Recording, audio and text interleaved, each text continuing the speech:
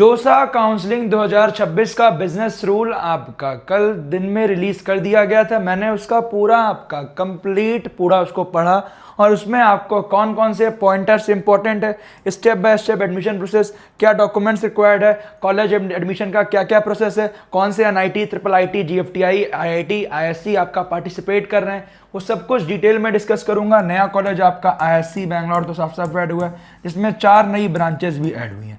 तो ध्यान दीजिएगा, ये सब चीज़ आपको केवल आपके भैया ही बताएंगे। बस उसके लिए इस चैनल को सब्सक्राइब करके फॉलो कर लीजिएगा, जिससे आपके एडमिशन में कोई दिक्कत ना है। और अगर आपको हमसे पर्सनल गाइडेंस चाहिए, वीवॉन एकेडमी वेबसाइट को चेकआउट करो और सपोर्ट को परचेज कर लो, क्योंकि बहुत जल्दी उसके प्राइस बढ़ने वाले हैं। ध्यान दीजिएगा, अभी आपका जोसा प्लस सीसैब कॉम्बो मेरा रिकमेंडेशन आप लीजिएगा। उसका रीज़न क्या है, क्योंकि जोसा अगर कर रहे हो, एनआईटी, ट्रिपल आईटी, जीएफटीआई पा रहे हो, एक एक्स सीट मिलने के बाद इस सीट को कन्वर्जन हो जाएगा वाई सीट में, उससे बढ़िया सीट में। बस उसके लिए बढ़िया से सीसैब काउंसलिंग करने की जरूरत है, बढ़िया से चॉइस फिलिंग करने की जरूरत है। आपके रैंक पे आपको पर्सनलाइज चॉइस फिलिंग आपके रैंक होम स्टेट ब्रांच के अकॉर्डिंग दिलवाई जाएगी। तो जाइए आप परचेज कर लीजिएगा, क्योंकि अगर नहीं करोगे तो बेटा ये जो प्राइसिंग है आप देख सकते हो 3199 से ये आपका 4999 हो जाएंगे। और जोसा प्लस सीसैब का कॉम्बो सपोर्ट में पर्सनलाइज चॉइस फिलिंग आपके रैंक होम स्टेट ब्रांच के according 3 predictor free of cost, जोसा सीसैब आईआईटी का 1500 का प्रेडिक्टर फ्री ऑफ कॉस्ट, ये 3199 का है। वीवॉन कोड यूज कर लोगे,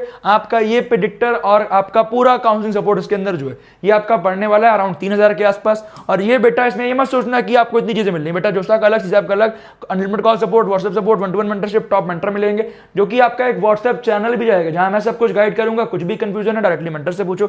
ओनली आईआईटी के लिए जा रहे हो तो आप जोसा ले लो, 2099 का है, आप कोड लगा लीजिए, जिससे आपको discount plus predictor free of cost मिल जाएगा। तो मेरा रिकमेंडेशन है जाइए लीजिए, जिससे आपको कोई दिक्कत ना हो एडमिशन प्रोसेस में, क्योंकि बेटा पिछले 6 सालों से बच्चों को गाइड कर रहे हैं और हर साल हमारे बच्चे IIT, NIT, triple IT, GFTI हर जगह है। और आपको भी कोई कंफ्यूजन ना हो 3000 के चक्कर में, ये मत सोचना कि भैया मुझे कॉलेज करा मिल जाए। बेटा अगले 4 साल आपके कॉलेज के ऊपर ही डिसाइड करेंगे, जिससे आपको कोई दिक्कत ना हो। तो आइए पूरा डिस्कस करते हैं, ध्यान दीजिएगा। सबसे इंपॉर्टेंट पहली बात क्या, बात करें जोसा काउंसलिंग एडमिशन जो होता है बेस्ड ऑन जे एडवांस। अगर आप जे एडवांस क्वालिफाइड हैं तो आपके चॉइस फिलिंग में आईआईटीज भी आएगा।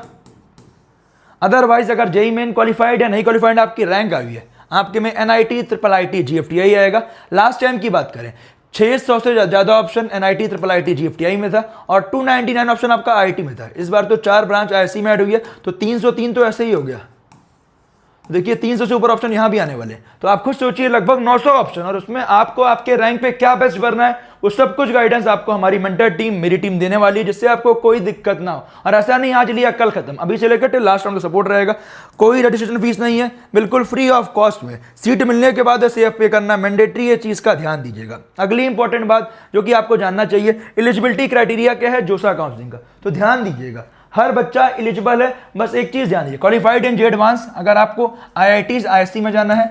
अगली इंपॉर्टेंट बात क्या, अगर आप क्वालिफाइड हैं जे एडवांस में और प्रिपरेटरी कोर्स के लिए क्वालिफाइड, ये केवल एससी, एसटी, पीडब्ल्यूडी वाले बच्चों के लिए, ठीक है। और एससी, एसटी में प्रिपरेटरी रैंक पे लास्ट ईयर अलॉटमेंट नहीं हुआ था और इस बार भी मुश्किल ही है। अगर होना होगा तो केवल एसटी फीमेल में पॉसिबिलिटी बन सकती है, अदरवाइज नहीं बनेगी। और इसके अलावा पीडब्ल्यूडी प्रिपरेटरी में अलॉटमेंट होता है, ठीक है। प्रिपरेटरी कोर्सेज तब आपको मिलेंगे जब नॉर्मल बच्चों के लिए एससी, एसटी, पीडब्ल्यूडी के लिए आपका सीट भर जाएगी। अगर सीट बचती है तब मिलता है, और नॉर्मल बच्चे ही आपका सीट ले लेते हैं। उसके अलावा NIT, triple IT, IST Shivpur and GFTI के लिए अगर आपने जेईई मेन का एग्जाम दिया है तो आप एलिजिबल हैं, ध्यान दीजिएगा। अगली इंपॉर्टेंट बात जो कि आपके लिए सबसे ज्यादा इंपॉर्टेंट, एंड क्लास 12 का क्राइटेरिया, तो आपके लिए क्या 75% फॉर जनरल, ईडब्ल्यूएस, ओबीसी वाले बच्चों के लिए, एससी, एसटी, पीडब्ल्यूडी वाले बच्चों के लिए आपका लगने वाला है 65%। और कुछ बोर्ड में आपका टॉप 20% इससे कम होता है तो आपका वो लगने वाला है, ठीक है। अगली इंपॉर्टेंट बात ध्यान दीजिएगा, अब सबसे इंपॉर्टेंट क्या,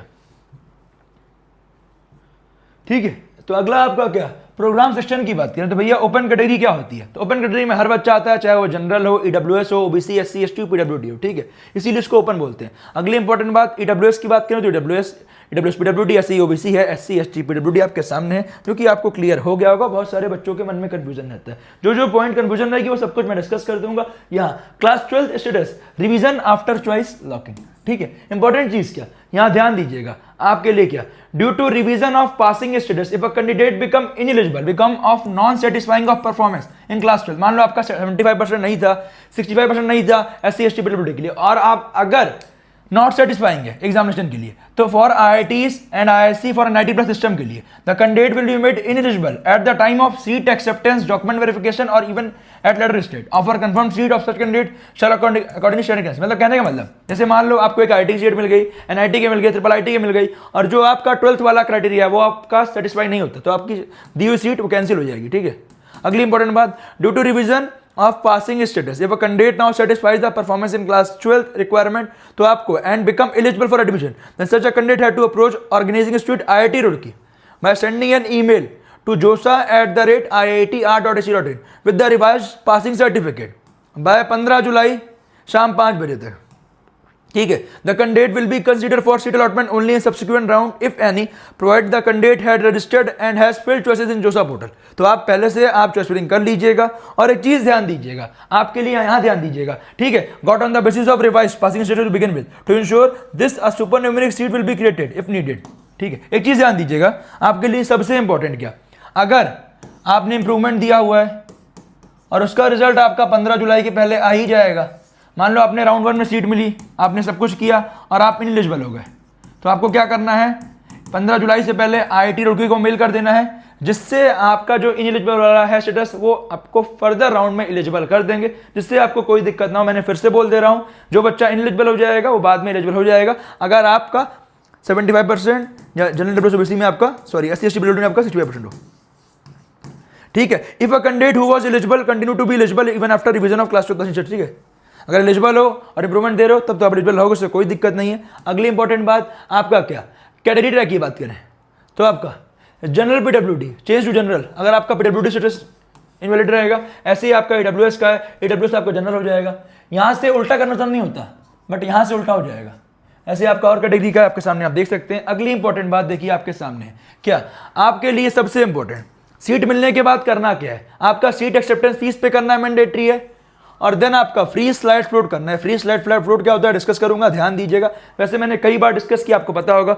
डॉक्यूमेंट्स अपलोड करना मैंडेटरी है, SAF पे करना मैंडेटरी है, 3 स्टेप करना मैंडेटरी है, ध्यान दीजिएगा। और non payment of SAF is one of the ways कि आप काउंसलिंग से बाहर हो जाओगे, आपकी ऑफर्ड सीट रिजेक्ट हो जाएगी, आप सीट को रिजेक्ट कर दिया, और आप काउंसलिंग से जो 5 राउंड की काउंसलिंग हो रही है, लास्ट टाइम 6 राउंड की जो 5 राउंड की हो रही है, तो उसके लिए आप इनएलिजिबल हो जाओगे, आप बाहर हो जाओगे। ठीक है, इंपॉर्टेंट चीज ध्यान दीजिएगा। अगली इंपॉर्टेंट बात क्या, आपके लिए सबसे ज्यादा इंपॉर्टेंट जो कि आपको जानना बहुत जरूरी है, SAF कितना है, 30,000 रुपीज है फॉर जनरल AWS OBC वाले बच्चों के लिए, SC ST PWD के लिए 15,000 रुपए।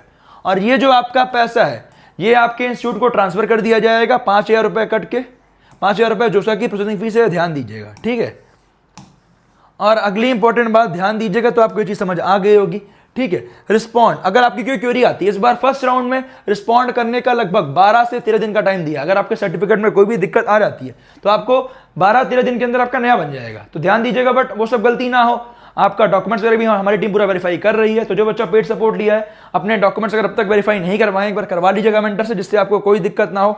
अगली इंपॉर्टेंट बात क्या, ऑनलाइन रिपोर्टिंग करना मैंडेटरी, नहीं करोगे आपकी सीट कैंसिल हो जाएगी, हर जगह मेंशन है साफ साफ। इंपॉर्टेंट पॉइंटर्स क्या, आपका राउंड 1 का जो इंपॉर्टेंट चीज क्या, पहले चॉइस फिलिंग और रजिस्ट्रेशन की बात करें, 2 जून शाम 5 बजे से लेके 11 जून शाम 5 बजे तक चलने वाला है। ये आपका 9 दिन का टाइम बहुत ज्यादा इंपॉर्टेंट है, और यही आपका सबसे ज्यादा इंपॉर्टेंट है आपको कॉलेज को लेके। तो यहां पे अगर हल्का सा भी कंफ्यूजन है तो बेटा सपोर्ट परचेज कर लेना, जिससे आपको कोई दिक्कत ना हो। ये कोड यूज कर लेना, जिससे आपको डिस्काउंट मिल जाएगा। और बेटा अलग से 18% GST भी लगता है, बट मैं आपका वो बियर कर रहा हूं, जिससे आपको कोई दिक्कत ना हो। जो कॉस्टिंग आपको शो हो रही है वही होगी, ध्यान दीजिएगा। इंपॉर्टेंट चीज क्या, बीच में आपका 8 जून को मॉक सीट एलोकेशन होगा, तो 7 जून शाम 8 बजे से पहले हर बच्चा चॉइस फिलिंग कर लेगा, जिससे आपको कोई दिक्कत ना हो। आप इस वाले मॉक एलोकेशन में आपके साथ मतलब इस दिन तक जितने बच्चों ने किए उनका मॉक अलॉटमेंट होगा। 9 जून शाम 5 बजे आपका जितने बच्चों ने भरा रहेगा उनका 10 जून को अलॉटमेंट होगा, और आपका 13 जून को रिजल्ट आएगा सीट एलोकेशन। और आपके पास 13 जून से लेके 26 जून तक का ऑनलाइन रिपोर्टिंग करने का टाइम रहेगा, ध्यान दीजिएगा। ऑनलाइन रिपोर्टिंग करना मैंडेटरी, अदरवाइज आपकी सीट कैंसिल होगी। अगली इंपॉर्टेंट बात, ये आपका राउंड 2 30 जून को आ रहा है, राउंड 3 आपका 6 जुलाई को आ रहा है, और राउंड 4 आपका ध्यान दीजिए कब आ रहा है, 10 जुलाई को आ रहा है। और ध्यान दीजिएगा जो बच्चों को IT की सीट मिली है, अगर मान लो आपको ड्रॉप लेना है या आपको अलग से बिट्स मिल गया है, IST मिल गया है, RGI PT मिल गया, IP मिल गया, क्योंकि या कोई प्राइवेट कॉलेज में जाने का मन है, तो राउंड 4 तक आप विड्रॉल कर लीजिएगा IIT और IISc के लिए। अगर आप विड्रॉल नहीं करते हैं, राउंड 5 में आपको सीट मिली या फर्स्ट टाइम राउंड 5 में सीट मिली, अगर आपको यहाँ तक सीट नहीं मिली IT में, आप एग्जिट भी कर सकते हो। अगर राउंड 5 में सीट मिली और इस सीट को छोड़ते हो तो सीट तो खराब की ही की है, साथ में आप इनएलिजिबल रहोगे अगले साल के लिए। अगले साल आप IITs IC के लिए इनएलिजिबल होगे, ध्यान दीजिएगा। और राउंड 5 तक आप विड्रॉल कर सकते हैं NIT IIIT GFTI के लिए। अब कुछ बच्चों को लगेगा भैया फाइनल राउंड लिखा है IIT IC के लिए, क्या NIT IIIT GFTI के लिए नहीं है? बेटा 5 राउंड की काउंसलिंग है इस बार, और फाइनल राउंड मतलब IITs इसके बाद पार्टिसिपेट CSAM में नहीं करते, उसमें ओनली NIT IIIT GFTI करता है। और यहाँ पे जो बच्चों को सीट मिलती है, हर बच्चा मोस्टली 90% बच्चा CSAM में जाता है अगर वो ढंग से चीज़ों को देखता है। क्योंकि अगर मान लो आपको एक X सीट का अलॉटमेंट हुआ है, उससे बढ़िया चॉइस फिलिंग करिए CSAM में, Y सीट का अलॉटमेंट आराम से होगा। बस आपको सब कुछ कट ऑफ प्रॉपर से देखना चाहिए जिससे आपको कोई दिक्कत ना हो। आपको प्लेसमेंट्स हो गया, अब अंधाधुंध केवल कट ऑफ देख के भी नहीं भरना चाहिए, क्योंकि मान लो कोई आखिरी बच्चा आपका पीछे रैंक तक ले लिया, क्या बताओ उससे बढ़िया भी कॉलेज हो, बस उसके लिए बढ़िया से काउंसलिंग करने की जरूरत है। और सपोर्ट नहीं लिया है, V1 अकेडमी वेबसाइट को चेकआउट करो जिससे आपको फायदा होगा। अगली इंपॉर्टेंट बात, जिन बच्चों को NIT IIIT GFTI मिला है उनका 16 से लेकर 21 जुलाई तक विड्रॉल कर सकते हैं, और 22 से लेकर 24 जुलाई के बीच में ये भी मैंडेटरी जैसे SAF था।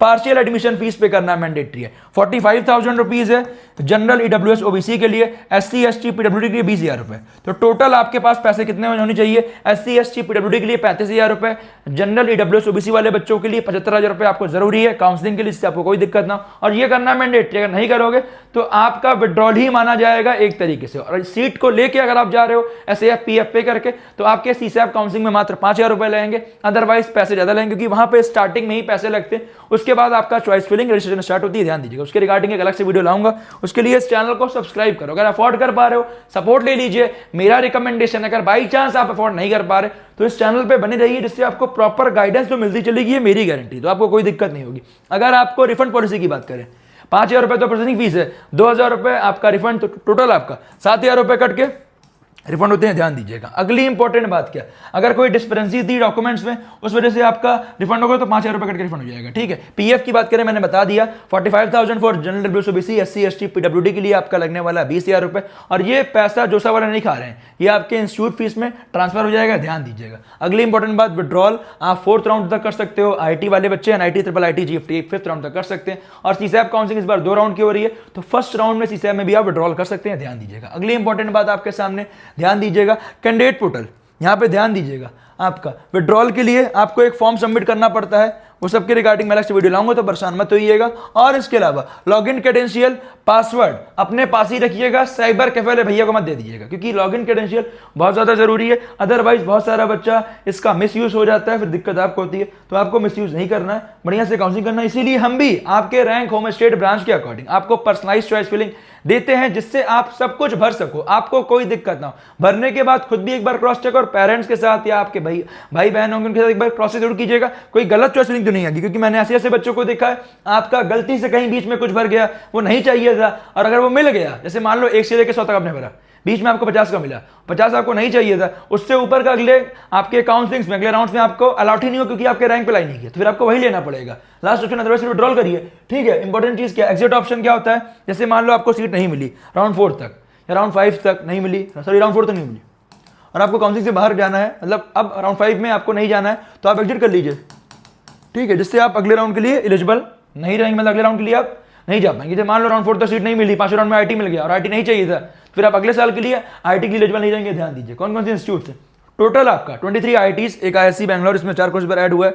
उसके साथ साथ आपका अगला इंपॉर्टेंट 32 आपका NITs हैं, 32 NIT, जिसमें आपका 31 NIT, एक ISC शिवपुर जो कि NIT के दर्जे में आता है। अगली इंपॉर्टेंट बात क्या, 26 IIIT आपके सामने है, जो कि पीछे रैंक तक अलॉटमेंट होगा, बस बढ़िया से काउंसलिंग करना। अगली इंपॉर्टेंट बात GFTIs की बात करें, देखिए आपके सामने है, ध्यान दीजिएगा। इंपॉर्टेंट क्या, ये 27 GFTIs हैं, इसके साथ साथ आपके और भी इस बार कुछ GFTIs ऐड हुए हैं, जैसे आप देख सकते हो central university of Bathinda add हुआ है, उसके अलावा एक श्रीनगर वाला कैंपस ये ऐड हुआ है, उसके साथ साथ और भी चीजें हैं। तो जब जो आएगा मैं आपको अपडेट करता चलूंगा, टेंशन मत लीजिएगा, आपको सब कुछ प्रॉपर गाइडेंस मिलेगा, ध्यान दीजिएगा। इस बार आपके 56 GFTIs हैं, कुछ GFTIs ऐड भी हुए हैं, तो परेशान मत होइएगा। ये चॉइस फिलिंग में भी इस बार आपके आने वाले हैं। अगले इंपॉर्टेंट बात क्या, ये ध्यान दीजिएगा, जो आपके लिए सबसे ज्यादा इंपॉर्टेंट, 75% क्राइटेरिया है जनरल EWS OBC का, ठीक है, और SC ST PWD का 65% है, ध्यान दीजिएगा, या फिर आपका टॉप 20 परसेंटाइल में आने चाहिए, ध्यान दीजिएगा। और टॉप 20 परसेंटाइल मोस्टली बोर्ड का 75 के ऊपर होता है, कुछ ही बोर्ड्स का है, तो वो अकॉर्डिंगली कर लेंगे। इसके अलावा जो बच्चा इंप्रूवमेंट देगा, अपीयरिंग करेगा, ध्यान दीजिएगा, तो आपको दोनों मार्कशीट कंबाइन करके लगानी होगी, ध्यान दीजिएगा। अगर आप इंप्रूवमेंट दे रहे हैं, the marksheet is required to have been issued by the same examination board and marksheet from separate boards are not permitted. ध्यान दीजिए, जैसे मान लो आपने 4 सब्जेक्ट पास कर लिया, सीबीएसई से, एक नियोस से कर लिया, ये आपका नहीं लगेगा, ध्यान दीजिएगा। इस वाले काउंसलिंग में आपको ये चीज़ नहीं लगती है, क्योंकि आपको सोचिए चीज़ तो एक तरह का गलती है, ठीक है। अगली इंपॉर्टेंट बात क्या, टॉप 20 परसेंटाइल 75% क्राइटेरिया आपका कैसे काउंट होता है, तो फिजिक्स, केमिस्ट्री, मैथमेटिक्स, एक language, if the candidate has taken more than 1 language then the language with the higher marks will be considered. इसके अलावा एनी अदर सब्जेक्ट, ध्यान दीजिएगा। और जैसे मान लो महाराष्ट्र बोर्ड में ऐसा होता है कि 4-5 का एग्जामिनेशन 100 में हुआ, एक का 200 मिला कंप्यूटर साइंस का, तो उसको आपका 200 में अगर 180 आया तो आपका 100 हो जाएगा 90, ठीक है, उसको 100 में कन्वर्ट हो जाएगा। For calculation of the total mark for 5 subject आपका 100 में होना चाहिए, अगर जिसका नहीं है तो उसको 100 में आप कर लीजिएगा कन्वर्ट, इससे आपको दिक्कत ना हो, क्योंकि ऐसे बच्चों को मैंने देखा है जो कि ये गलतियां करते हैं, फिर बाद में पछताते हैं। टॉप 20 परसेंटाइल के लिए ध्यान दीजिएगा, सबका अलग अलग आता है। सीट अलॉटमेंट के बाद क्या करना है, देखिए आपके सामने, अपने अलॉटमेंट लेटर को डाउनलोड करना है, SAF पे करना है, फ्री स्लाइड फ्लोट करना है और डॉक्यूमेंट वेरिफिकेशन करना है। फ्री स्लाइड फ्लोट क्या होता है डिस्कस करता हूँ, ध्यान दीजिएगा। SAF मैंने बता ही दिया 30,000 और 15,000, तो ध्यान दीजिएगा। फ्री स्लाइड फ्लोट अब बहुत ज़्यादा इंपॉर्टेंट है, यहाँ बच्चे कन्फ्यूजन होते हैं। तो जैसे मान लो आपने लगभग 100 चॉइसेस भरे, ठीक है, एग्जाम्पल ले रहा हूँ, अगर 10 भरे हैं, 20 भरे हैं, 200 भरे, 300 भरे, सबके लिए यही सेम रूल लगता है, ध्यान दीजिए। जितने भी चॉइसेस आपने भरे हुए हैं, जैसे मान लो मुझे ये वाला अलॉटमेंट हो गया, अब मुझे यही सेम कॉलेज सेम ब्रांच चाहिए, फ्रीज कर दो, आपकी सीट पक्की है, ऐसे पे कर दो, ऐसे वैसे हर चीज़ में पे करना होता है। अब हम अगर फ्लोट करते हैं तो आपके नीचे वाले ऑप्शन से कोई मतलब नहीं है, आप केवल ऊपर वाले ऑप्शन कंसीडर होंगे सभी। और जैसे मान लो आपको ये इसका अलॉटमेंट हो रहा है, इसका नहीं हो रहा है, इसका हो रहा है, तो आपको ये वाला अलॉटमेंट, मतलब सबसे ऊपर वाला जो रहेगा इसका अलॉटमेंट हो जाएगा वाई। जैसे मान लो आपको एक्स मिला हुआ है, अब मुझे अगले राउंड में वाई मिल गया, तो फिर आपको वाई लेना पड़ेगा, नहीं भैया मुझे एक्स वाला पसंद था, ऐसा नहीं है। इसीलिए चॉइस फिलिंग अच्छे से करना जरूरी है। तो ऊपर वाले ऑप्शन कंसीडर होंगे, जो टॉप में आपका रैंक पे लाई कर गया वो आपको मिल जाएगा, ठीक है। और अगर बाई चांस कोई रैंक पे लाई नहीं किया अगले राउंड में, तो जो है वो तो रहेगा ही रहेगा। अगर आपकी सीट कन्वर्ट होती है दूसरे सीट में, तब आपको ये वाली सीट नहीं मिलेगी, जो आपको उससे अच्छी सीट तो आपने भरी होगी। तो बीच में कोई ऐसा मत भरिएगा जहाँ पे आपको नहीं जाना होगा, जिस कॉलेज जिस ब्रांच में जाना ही नहीं है वो छोड़ दीजिएगा। स्लाइड का मतलब सेम कॉलेज अपर ब्रांच, जैसे मान लो NIT भोपाल में सिविल मिला हुआ है, तो उससे केवल ऊपर वाली ब्रांचेस कंसीडर होंगी, ठीक है। ये चीज़ आपको क्लियर हो गई होगी। और कुछ कंफ्यूजन है मुझसे आप पूछ लीजिएगा। सर्टिफिकेट फॉर्मेट्स की बात करें तो सर्टिफिकेट फॉर्मेट के रिगार्डिंग पूरा एक डॉक्यूमेंट रिक्वायर्ड है, ध्यान दीजिएगा। आपके सामने देखिए, ये आपके सामने है, जो कि आपके पूरे सर्टिफिकेट्स हैं, क्योंकि क्या क्या लगने वाला है। तो ये डॉक्यूमेंट रिक्वायर्ड के रिगार्डिंग मैंने एक अलग से वीडियो बना दी है, वो आप चेकआउट कर लोगे, जिससे आपको कोई दिक्कत नहीं होगी। मैंने डिटेल में पूरा 10 मिनट में अच्छे से समझाया है, वो आपको आई बटन डिस्क्रिप्शन कमेंट में मिल जाएगी। अगर आप इसमें बताऊंगा वीडियो बहुत ज़्यादा लंबी हो जाएगी, तो एक बार जाकर चेकआउट जरूर कर लीजिएगा, आपको डिस्क्रिप्शन आई बटन में मिल जाएगा। नहीं देखा है, मेरा रिकमेंडेशन है देख लेना, क्योंकि इसमें बहुत सारी बातें बताऊंगा। डॉक्यूमेंट की वजह से बहुत सारे बच्चों की सीट कैंसिल होती है, ध्यान दीजिएगा। ये आपका मैरिशन TC हो गया, उसके बाद आपका ये हो गया मेडिकल सर्टिफिकेट, ये आपका WS OBC SC ST का फॉर्मेट है, जिनका फॉर्मेट में नहीं है चल जाता है, बस ये है, ध्यान दीजिएगा। सर्टिफिकेट आपका सेंट्रल गवर्नमेंट ऑफ इंडिया के थ्रू जारी होना चाहिए, और अगर आप बात करें OBC में आपका सेंट्रल लिस्ट में आना चाहिए। और SC ST वाले बच्चे भी आप देख लीजिएगा, जो आपकी कास्ट है वो सेंट्रल में रजिस्टर है ना, बस, अदरवाइज और ठीक है। जो बच्चे OBC वाले हैं उनका अपने सर्टिफिकेट के साथ ही अंडरटेकिंग जरूर कीजिए, क्योंकि OBC NCL आपकी इनकम 8 लाख से कम होनी चाहिए, ध्यान दीजिएगा। तो आपका PWD वाले बच्चों का है, ऐसा महाराष्ट्र वाले बच्चों को महाराष्ट्र कास्ट वैलिडिटी करना जरूरी मैंडेटरी है। विड्रॉल के लिए विड्रॉल फॉर्म भरना मैंडेटरी है, ठीक है, सरेंडर करके। और टॉप 20 परसेंटाइल वाले बच्चों के लिए ये वाला फॉर्म अपने बोर्ड से जाकर साइन कराना जरूरी है, ठीक है। तो ये सब चीज़ें थी आपके सामने जो मैंने डिस्कस कर दी। कुछ भी कंफ्यूजन है बेटा मुझे कमेंट करके बताइएगा, और इस चैनल को आप सब्सक्राइब करके फॉलो कर लीजिएगा, जिससे आपको कोई दिक्कत ना हो। और सपोर्ट को परचेज नहीं किया जाके कर लीजिएगा, जिससे आपको बेस्ट कॉलेज दिलवाने की जिम्मेदारी रहे, जिससे आपको कोई दिक्कत ना है। बहुत सारा बच्चा हर साल गलती करके आता है, भैया प्लीज सही करा दो बेटा। अगर चॉइस फिलिंग आपका एंड हो जाएगी, उसके बाद आओगे तो हम कुछ नहीं कर सकते। IT के लिए तो कुछ नहीं कर सकते, CSAM में हाँ NIT IIIT GFTI बढ़िया दिलवा देंगे। बस अभी से आ जाओगे तो अभी से लेकर लास्ट तक रहेगा, बाद में आओगे तो प्राइस बढ़ जाएगा। इसके अलावा कुछ कंफ्यूजन है मुझे कमेंट कीजिए। मिलते हैं अगले वीडियो में, wish you all the best.